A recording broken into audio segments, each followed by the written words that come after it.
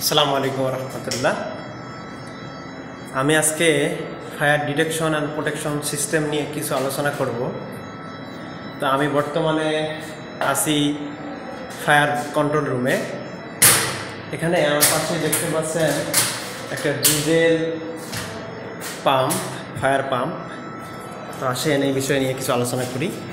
এটা হচ্ছে fire diesel pump.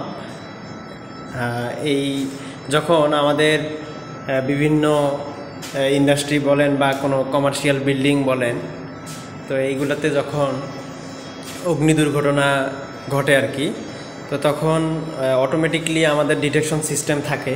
তো এই ডিটেকশন সিস্টেমগুলো অটোমেটিকলি সাড়া দেয় যে কোনো জায়গায় আগুন ধরছে আর কি, অগ্নি দুর্ঘটনা ঘটছে। তো এই সাড়া দেওয়ার কারণে আমাদের এই কন্ট্রোল রুমে, কন্ট্রোল প্যানেলে আমাদের সিগন্যাল চলে আসে। এই যে এটা দেখেন, এটা হচ্ছে কন্ট্রোল প্যানেল। এখানে আমরা সামগ্রিক ভিউ দেখতে পাই। এখানে একদম ফুয়েল থেকে শুরু করে ইঞ্জিনের অবস্থা, এখানে ব্যাটারি ভোল্টেজ কীরকম আছে, হ্যাঁ, তারপরে আমাদের প্রেশার কত পিএসআই আছে, পানির প্রেশার, সব কিছু এখানে দেখা যায় আর কি। তো আমি এখানে অটোমেটিক মোডে রাখছি, সিলেক্টর অটোমেটিক মোডে দেওয়া আছে। তো অটোমেটিক থাকলে যে ডিটেক্টরগুলো ডিটেকশন দেয়, এই ডিটেকশন অনুযায়ী কন্ট্রোল প্যানেল এই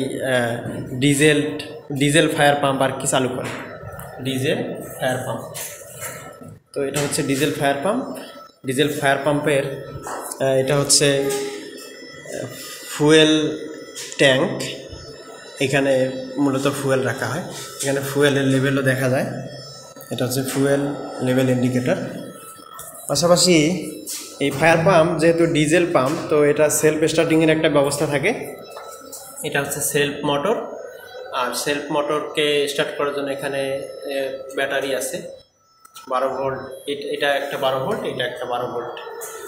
এই হচ্ছে ব্যাটারি, আর এটা হচ্ছে স্টার্টার, সেলফ স্টার্টার মোটর। আর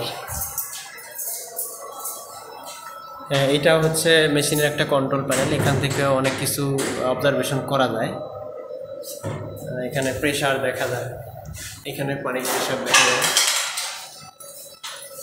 এটা হচ্ছে জকি পাম্প, অর্থাৎ যখন কম পানির প্রয়োজন পড়ে, কোনো অগ্নি দুর্ঘটনায় আগুন নেভানোর কাজে যখন কম পানির প্রয়োজন পড়ে, তখন মূলত এই জকি পাম্প চালানো হয়। এখানে প্রেশারের একটা বিষয় থাকে, সেটা হচ্ছে যে আমাদের পানির প্রেশার যদি কম প্রয়োজন পড়ে, তখন এই জকি পাম্পটা অটোমেটিক স্টার্টের একটা ব্যবস্থা থাকে কন্ট্রোল প্যানেল থেকে। এটা হচ্ছে জকি পাম্পের কন্ট্রোল প্যানেল।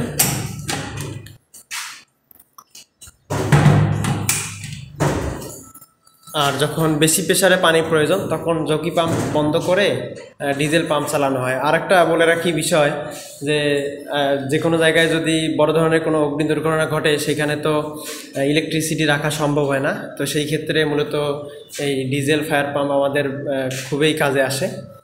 তো এইগুলো ফায়ার কন্ট্রোল রুমে অবজারভেশনে রাখতে হয়। বিভিন্ন চেক লিস্টে কী অবস্থা, ফায়ার পাম্প ঠিক আছে কিনা, অয়েল লেভেল, এরপরে ফুয়েল লেভেল, এরপরে সেলফ স্টার্টার, ব্যাটারি ইত্যাদি বিভিন্ন বিষয়গুলো আর কি অবজারভেশনে রাখতে হয়। তো ফায়ার ডিটেকশন প্রোটেকশন সিস্টেমে একজন ইলেকট্রিক্যাল ইঞ্জিনিয়ারের মোটামুটি এতটুকুই কাজ থাকে। ধন্যবাদ। আসসালামু আলাইকুম রহমতুল্লাহ।